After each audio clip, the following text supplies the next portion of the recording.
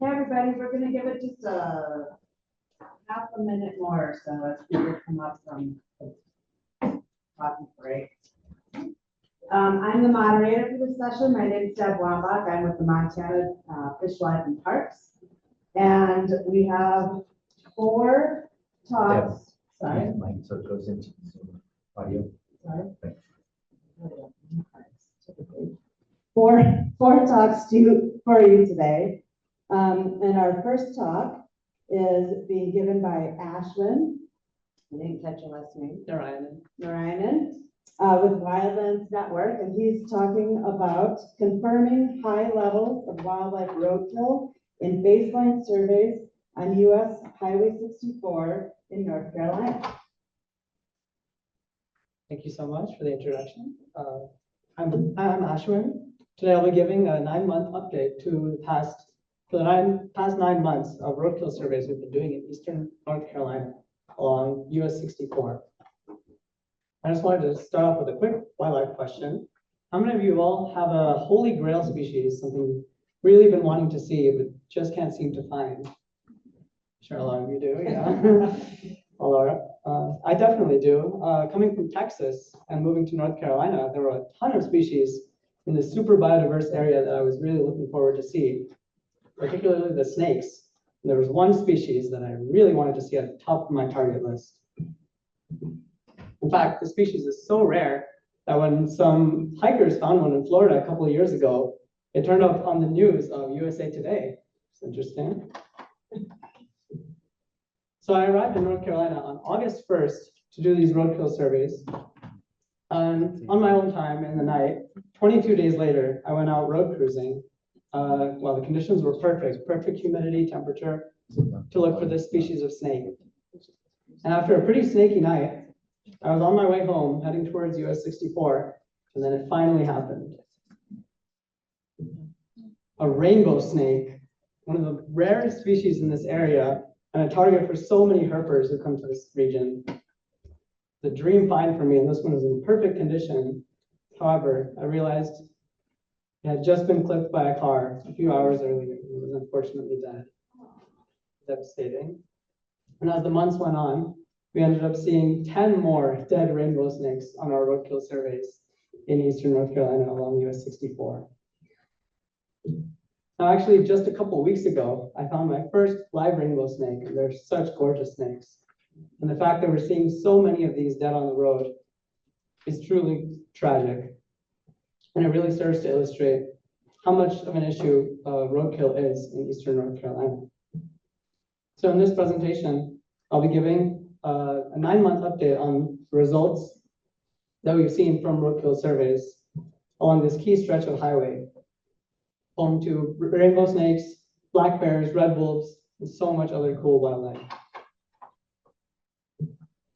So some goals for our project are first to establish baseline data to evaluate future mortality once wildlife crossings are eventually built. In addition, our data will serve to provide support for the Wildlife Crossing Pilot Program grant application by NCDOT. And as you may have heard, a $25 million grant was received to fund crossing construction, and in support, the Wildlands Network and the Center for Biological Diversity helped raise $4 million in private matching funds.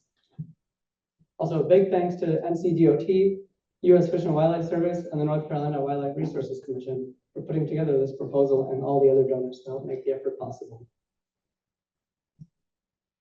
So another benefit to our roadkill surveys is that we remove roadkill out of the road, and that helps prevent scavenger mortality when they try to come onto the road.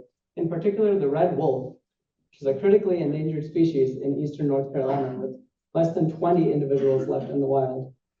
And their population is primarily centered around Alligator River National Wildlife Refuge in this area. In the past 5 years, roadkill has been the greatest source of mortality for red wolves in the wild. And actually last year, a breeding male was killed by a car on US 64, and he left behind 5 pups that were unfortunately not able to survive, as the mother could not provide for them on her own. So here's our survey route across the whole of North Carolina. this region here, it's actually a pretty significant portion of the entire state.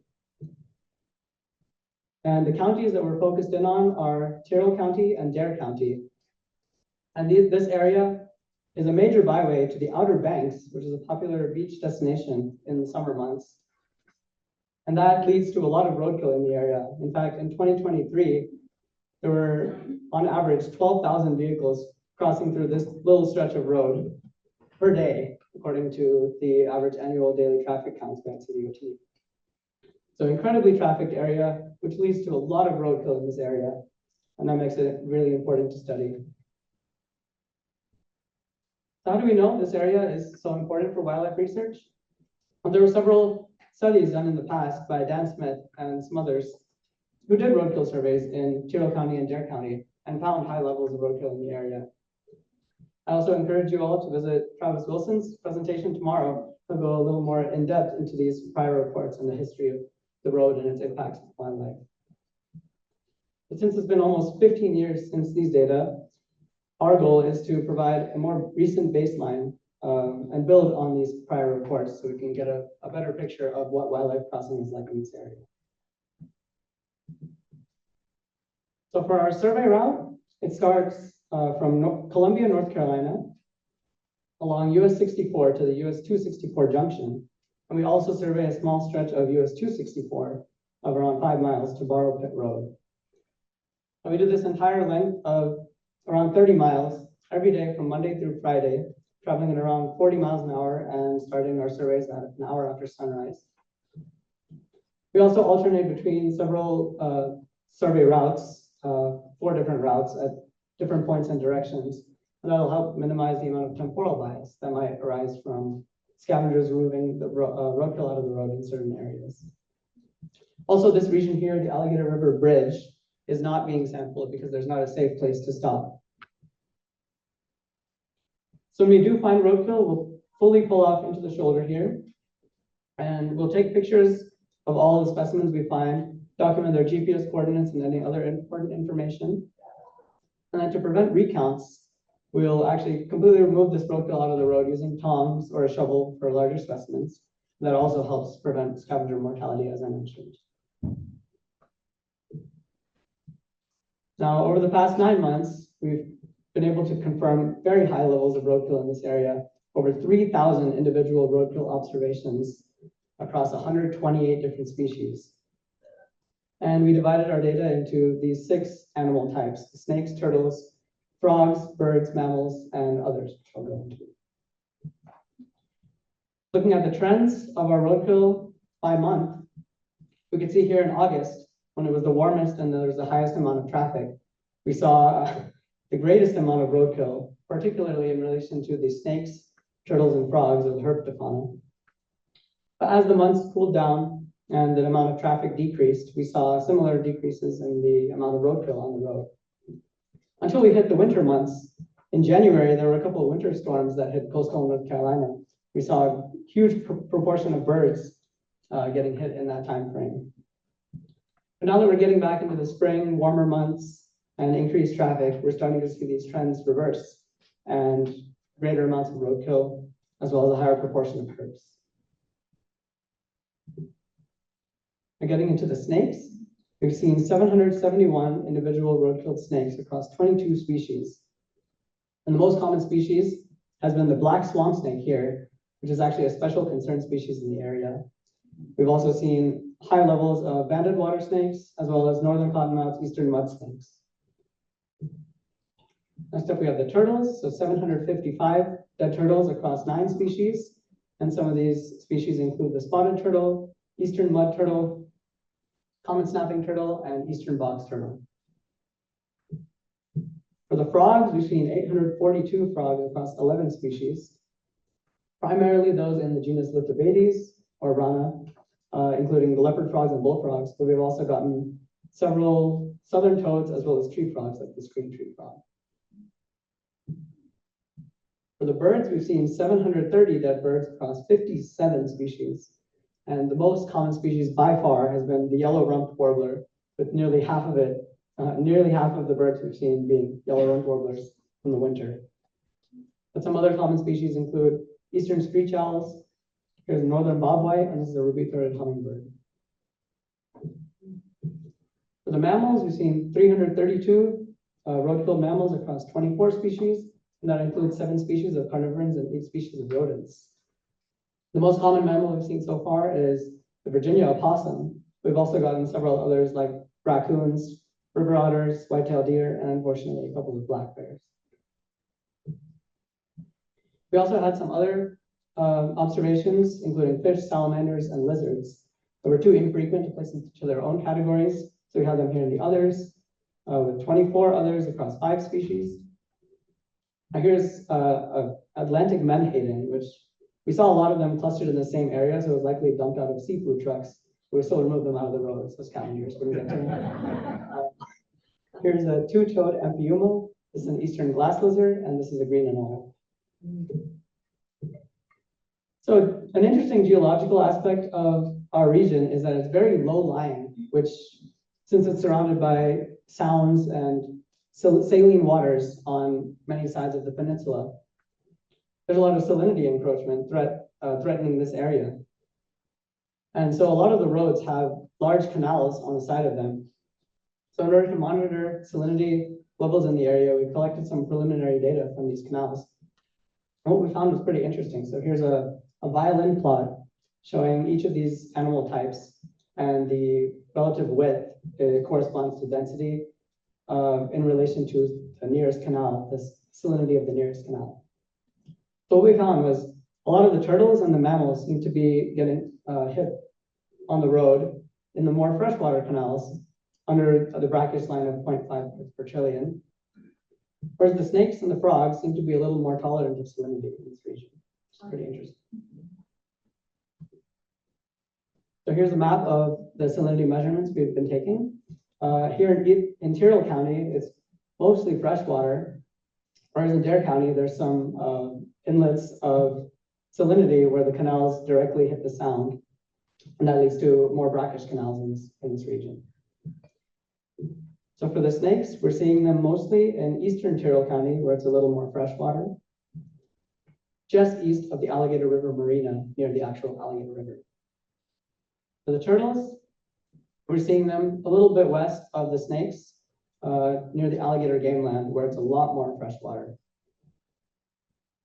The frogs we're also seeing in that general area, but mostly on US 264, near a pond by a landfill here. The bird major hotspot was in western Dare County, near the East Lake community, pretty close to the Alligator River here. And the mammals seem to be pretty evenly spread across our survey route, but a primary area of focus has been identified is Buffalo City Road, which is actually the site for a few black bear and red wolf mortalities in the past.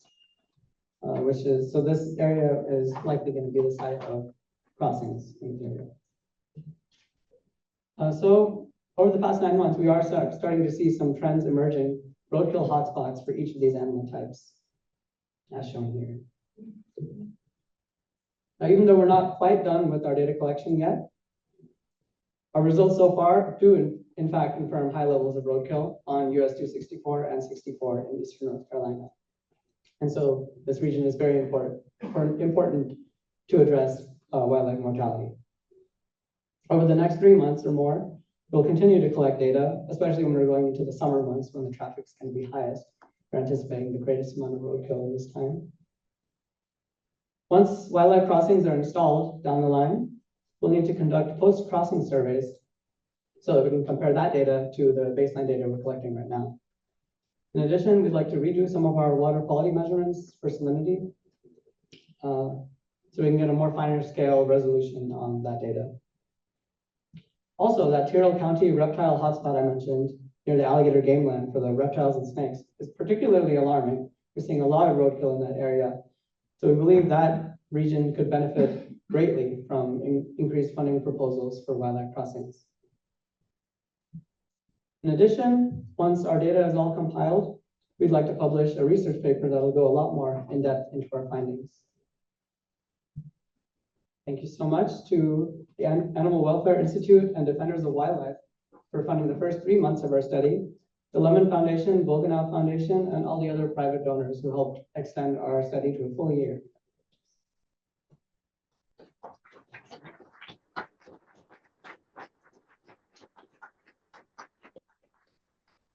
Thank you, Ashwin. That was amazing. I can't believe the diversity of species that are involved right there. It's quite a habitat. And you made my job very easy by coming in under time. So well done. Very professional. So we have a couple questions we can take for Ashwin, if you have any. Yeah. Oh, we want to do it on Slido. You want to take questions? Oh, no, Slido was Oh, like just- Okay. Slido and virtual. We want it all. I know. Hi. Hi. Hi. So I was really surprised to see such low mortality for salamanders. Are they low occupancy in that area as it is, or? Yeah, actually, the main salamanders are actually the aquatic ones, so the amphiumas. But we do have some terrestrial salamanders in the area. They're definitely not as common as in the Piedmont and the mountains.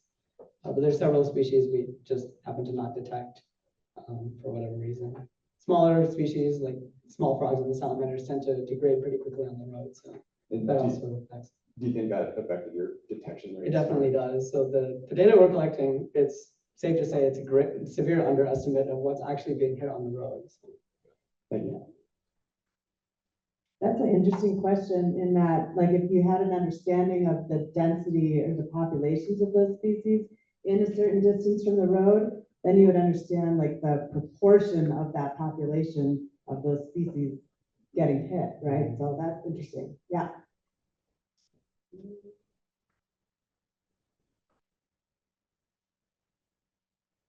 This is really great data. I'm actually originally from North Carolina, so really excited to see you here and focusing on the area.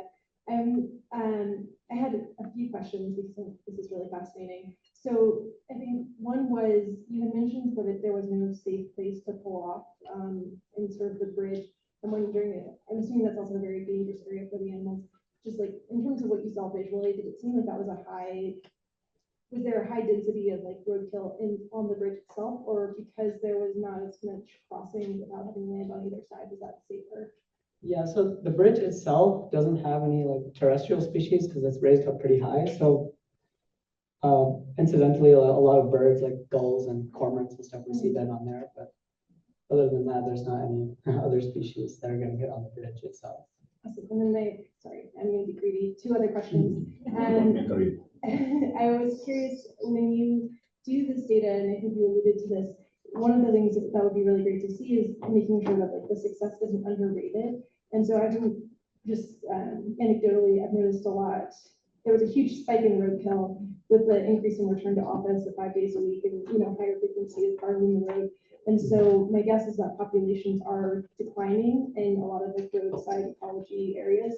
Is there some sort of metric that you can do in terms of like the percentage of roadkill to make sure that you're not, I would hate for like crossings to be undervalued because we're looking at on like a magnitude level versus a percentage level. So I was curious about that. I'm not too familiar on what you're describing, but yeah, I do know that this area or the data we're collecting is a severe underestimate for sure.